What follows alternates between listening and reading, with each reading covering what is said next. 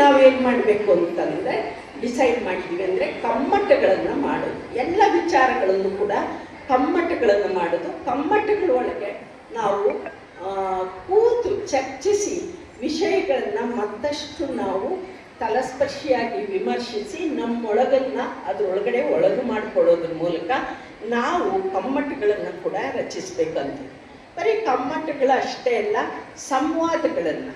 ಮತ್ತು ನಾವು 10 ಜನ ಸೇರಿ ಒಂದು ಪುಸ್ತಕವನ್ನು ಚರ್ಚಿಸುವ, ಎಷ್ಟು ಜನ ಆದರೂ ಬರಲಿ, 4 ಜನ ಬರಲಿ, ಆದರೂ ತಿಂಗಳಿಗೊಂದು ಸಾರಿ ಒಂದು ಪುಸ್ತಕ, ಲೇಖಕಿಯರ ಪುಸ್ತಕವನ್ನು ಅಲ್ಲಲ್ಲಿ ನಾನು ಎಲ್ಲ ಜಿಲ್ಲೆವರೆಗೂ ಹೇಳ್ತಾ ಇದ್ದೀನಿ, ಅಲ್ಲಲ್ಲಿ ನೀವು ಆ ಪುಸ್ತಕಗಳನ್ನು ಓದಿಸಿ ಚರ್ಚೆ ಮಾಡುವ ಕೆಲಸ ನೀವೆಲ್ಲ ಜಿಲ್ಲಾ ಇವರು ಏನು ತೊಡಗಿಸಿಕೊಂಡಿರೋ ಲೇಖಕಿಯರು ಮಾಡಿ ಅಂತ.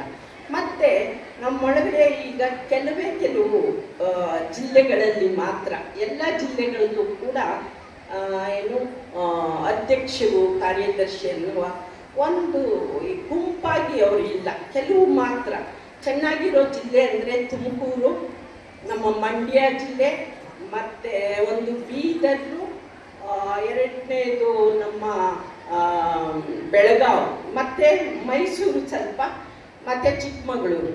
ಇಷ್ಟು ಜಿಲ್ಲೆಗಳು ಬಿಟ್ಟರೆ ಉಳಿದ ಜಿಲ್ಲೆಗಳಲ್ಲಿ ನಮ್ಮ ಜಿಲ್ಲಾ ಘಟಕಗಳಿವೆ.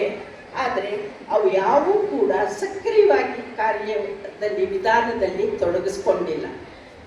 ನಮ್ಮ ಬಿಜಾಪುರದಲ್ಲೂ ಘಟಕ ಇದೆ, ಆದರೆ ಅವರಾಗೆ ಕೆಲಸ ಮಾಡ್ತಾ ಇಲ್ಲ. ಅವ್ರಿಗೆಲ್ಲ ಸ್ವಲ್ಪ ಕೆಲಸ ಮಾಡುವಂಗೆ ನಾವು ಮಾಡಬೇಕಾಗಿದೆ.